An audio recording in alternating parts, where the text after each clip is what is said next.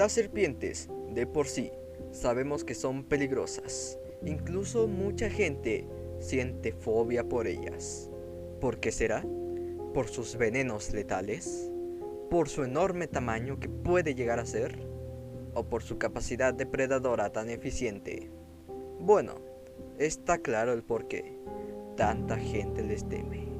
Pero hay algo más de ellas que te harán girar la cabeza. Hola y bienvenidos de regreso investigadores a la Fundación SCP. El día de hoy les traigo una anomalía muy peculiar, el cual se trata de una serpiente o algo parecido. El día de hoy hablaremos sobre SCP-2584.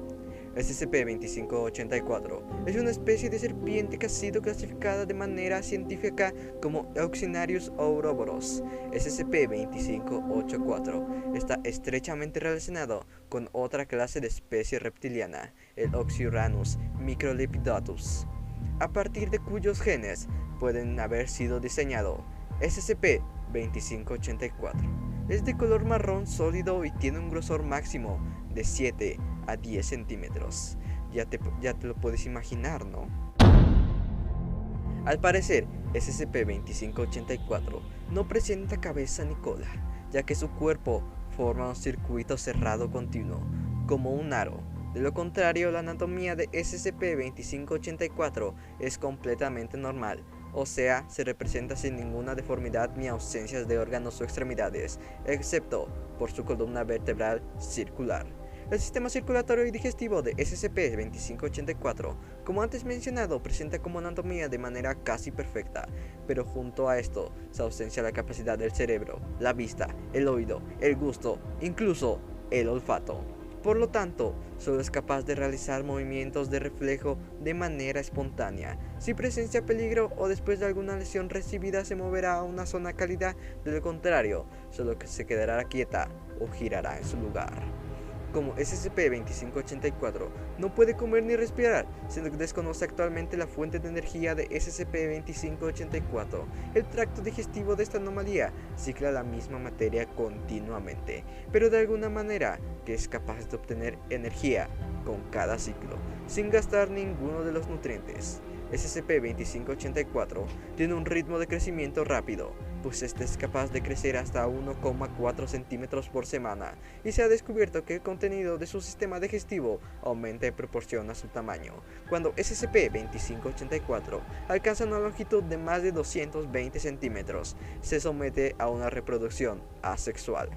El proceso comienza con los espasmos de SCP-2584 para hacer que la mitad de su cuerpo forme un medio giro, asumiendo una postura similar a la de un 8.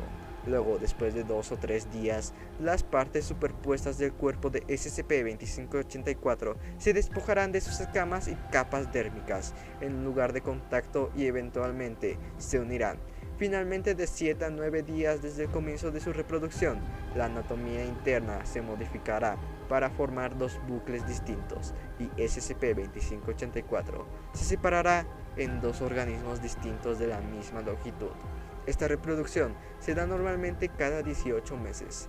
Como este proceso no genera ninguna variación genética, es como si SCP-2584 solamente se clonara. SCP-2584 no es un reptil agresivo ni de riesgo, solo algo extraño y curioso, por lo que a este se le ha categorizado en la clase segura.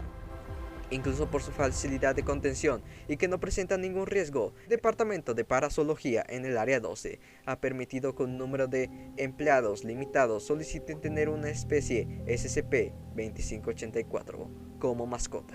Claro, manteniendo en comunicación si se presenta algún comportamiento extraño sobre una instancia SCP-2584.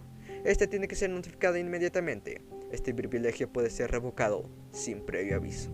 La cantidad de especies exactas de SCP-2584 actualmente es desconocida, pero se aproxima que son alrededor de 300 reptiles contenidos, por el cual se almacenan en cápsulas de 5 instancias SCP-2584 dentro de un lugar cálido y seco de tamaño apropiado en el Área 12. Actualmente, por la cantidad exorbitante de instancias anómalas, cuando una instancia presenta fusión binaria, uno de los descendientes o seleccionados debe ser sacrificado y eliminado. Dinos, ¿qué te parece esta anomalía? Algo fuera de lo normal, ¿no crees? La verdad, su registro es bastante interesante. Indeseable de la anomalía. Es totalmente anormal. Bueno, eso ha sido todo. Espero que te haya gustado. Si te gustan estos registros y las anomalías de la Fundación SCP, hazme saber tu cuál te gustaría conocer y las publicaremos próximamente por aquí en SCP en corto.